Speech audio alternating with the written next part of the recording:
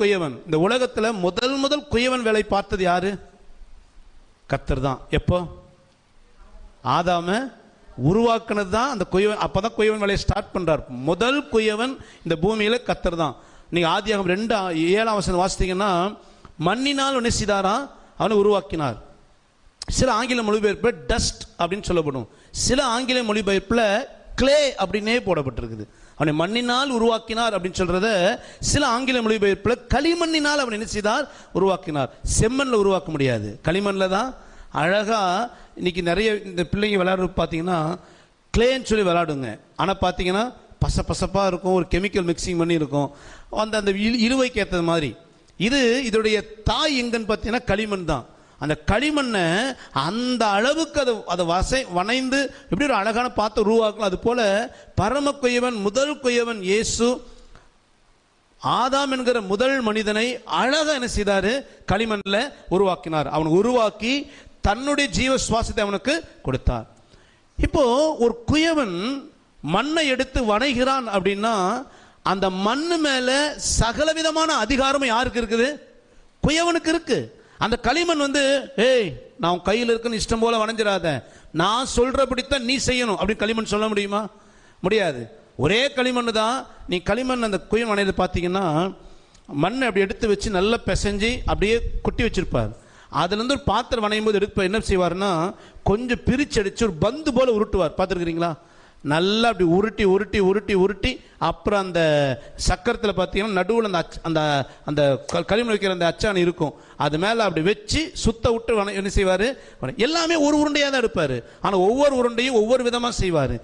அவன் எந்த உருண்டையும் என்னை இப்படித்தான் நீ வணையணும்னு சொல்லி குயவனுக்கு ஆர்டர் போட முடியாது. அதே போல அந்த மண்ணை என்ன வேணாலும் செய்யலாம். அந்த குயவன் சகல விதமான அதிகாரமும் உரிமையும் குயவனுக்கு அந்த மண்ணின் மேல உண்டு. அல்லேலூயா. ஆண்டவர் கேட்கிறாரு, குயவனுக்கு அந்த மண்ணின் மேல அதிகாரம் இல்லையோ அப்படின்றாரு. அதாவது ஒரே மண்ணு தான் உன்னை கனமான பாத்திரமா ஒரு கனவீன பாத்திரம் உருவாக்குறான். அதாவது இன்னைக்கு ஒரு நமக்கு இது விளங்காம இருக்கலாம். நம்ம வீட்டில் அதிகமாக மண் பாத்திரமே இல்லை, எல்லாமே சில்வர் வந்துச்சு, அலுமினியம் வந்துச்சு, இப்போ எல்லாமே நான்ஸ்டிக்கா மாறிடுச்சு. எப்படி ஒட்டாது எதுலையுமே. அப்படி பாத்திரமே இன்னைக்கு மண்பானைங்கிறது ரொம்பவே குறைவு. ஆனால் இந்த காரியங்களை சொல்லும் பொழுது இஸ்ரவேல் தேசத்தில் அதிகமாக இந்த மண் பாண்டங்கள் அதிகமாக என்ன செய்தாங்க?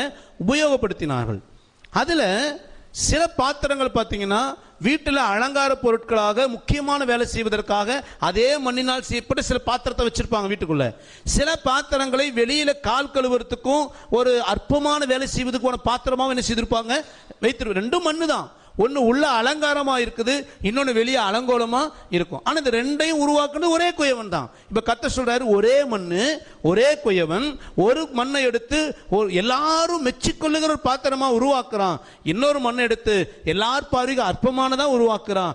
இப்படி இந்த மண்ணில் உருவாக்குறதுக்கு அவனுக்கு என்ன இருக்குது? அதிகாரம் இருக்கு. அதுதான் ஆண்டவர் சொல்ல விரும்ப. எல்லாவற்றிற்கும் அந்த குயவனுக்கு அதிகாரம் இருக்கு. அதே போலதான் நாம் ஒரு கையில் களிமண்ணா இருக்கிறோம். நம்மை எப்படி நடத்த வேண்டும் என்கிற சகல அதிகாரமும் யாருக்கு இருக்குது? கர்த்தருக்கு இருக்குது. நம்ம இஷ்டம் போல அல்ல.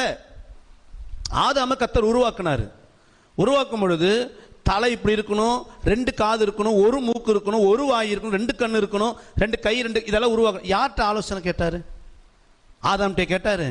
ஆதாமே உன்னை உருவாக்குறப்பா, 2 காது வைக்கலாமா 3 காது வைக்கலாமா? அவன் சொல்லுவான், எனக்கு தூரத்தில் இருக்கிற சத்தமும் கேட்கணும், பக்கத்து வீட்டு பிரச்சனையும் கேட்கணும். ஒரு 4 காது வச்சிங்கன்னா, 4 காது வச்சிருந்தாரு நீங்கள் எப்படி இருந்திருக்கும்?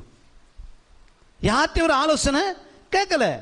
ஆணை இப்படிதான் உருவாக்கணும், பெண்ணை இப்படிதான் உருவாக்கணும். இது முழுக்க முழுக்க யாருடைய அதிகாரம்? அவருடையது. நம்ம லைஃபை இப்படிதான் உருவாக்கணுங்கிறது அவர் சித்தம். என் வாழ்க்கை இப்படிதான் இருக்கணும், என் உருவம் இப்படித்தான் இருக்கணும்.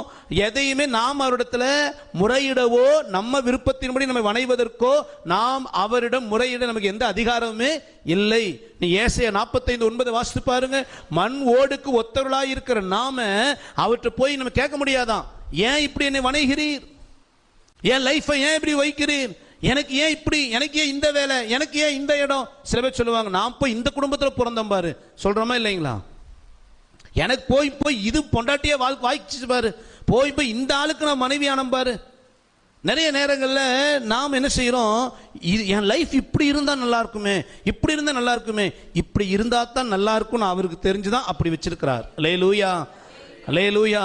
நம்ம ஆண்டவர்கிட்ட போய் கொஸ்டின் கேட்க எந்த அதிகாரமுமே இல்லை. நம்ம மேல சகல அதிகாரமும் அவருக்கு உண்டு. ஆனால் அந்த அதிகாரத்தை நமக்காக நஷ்டப்படும்படி செய்கிறவர் அல்ல, நம்முடைய நன்மைக்காக தன் முழு அதிகாரத்தையும் நமக்காகவே, நம்ம ஆசீர்வாதத்துக்காகவே அவர் பிரயோஜனப்படுத்துகிறார். அல்லேலூயா.